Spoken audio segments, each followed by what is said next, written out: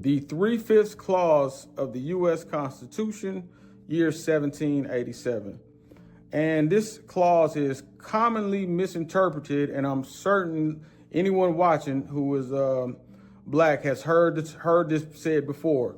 You know, we were only 3/5 of a man, you know, and the interpretation being that constitutionally the Negro was declared to be 3/5 of a white man or 3/5 of an actual citizen, which was not the case in this actual clause that was written up. I don't know how that misinterpretation became so popularized and so prevalent, but the reason for this clause ultimately was about representation in Congress, because you had the North, which, you know, didn't support slavery, didn't have slaves, and then you had the South, who obviously had enslaved. And what the South wanted to do was they wanted the state to be judged by its total number of inhabitants, slaves included.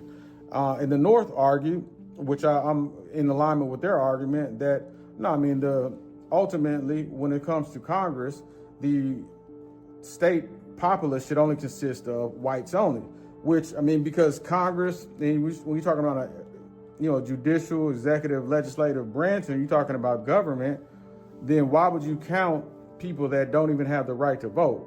You know, blacks have no way of participating in any of the governmental or municipal activities, even free ones. So it's a little bit disingenuous to count them when even in their freedom, they're not able to be a part of it. So, you know, I believe the North had the better objective on it, but the South had some finesse. Charles Pinckney, this was a Southern slave owner. He came and said, well, no, I mean, I believe that the blacks should be able to stand in solidarity eye to eye with the white man. Of course, he was being disingenuous, trying to run up, their numbers so they had more power in Congress. And a lot of the people in the North, Pennsylvania governor and others, abolitionists, felt like, no, there's no way that we can support this, because in essence, we're supporting slavery, because we're actually rewarding the practice of having slaves with more political power. So it was a real hard, staunch issue that they were both locked in on. And I believe in 1787, there was a series of compromises enacted by a constitutional convention. And the same Charles Pinckney did present a clause, and the clause is what wanted to be in the Constitution as the 3/5 clause.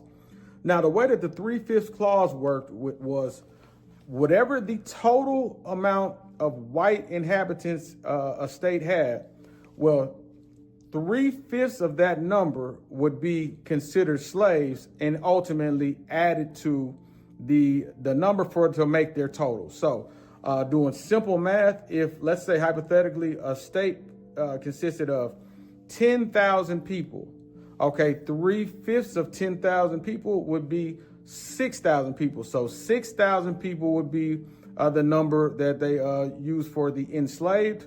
And so that 6,000 would be added on top of the 10,000. And ultimately, this would result in the state being credited for 16,000 inhabitants.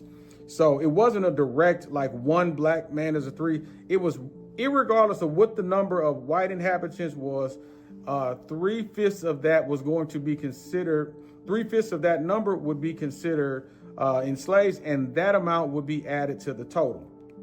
Even though this was a compromise, it still ultimately was an unfair advantage for slaveholding states. And slaveholding states ultimately had more representation and more influence on the Congress, the Senate, and the presidency. It led to just a disproportionate amount of influence in all three areas. And I'm looking for the actual numbers. The slaveholding states in 1793, slaveholding states had 47 congressmen. And if you took away slaves and congressmen were only selected based off of the white population, they would have only had 33.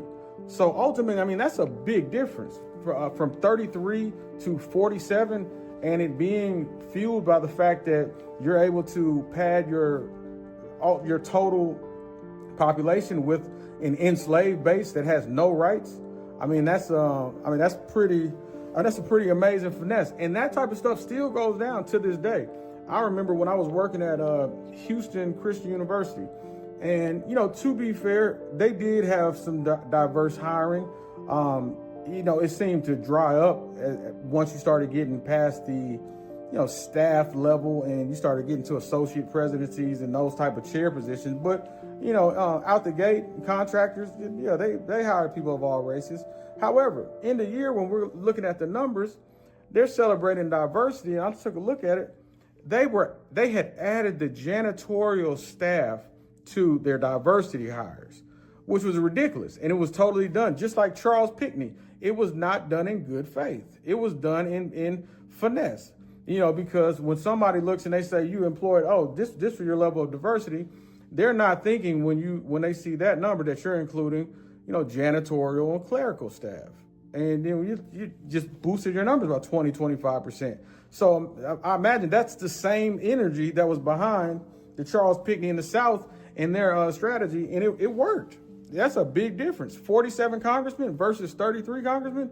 That's a huge difference. So ultimately, though, this stayed in place, and the abolitionists ultimately, and you could argue this could have probably played one of the mitigating factors in the Civil War, and the abolitionists feeling like the federal government was ran by slaveholders.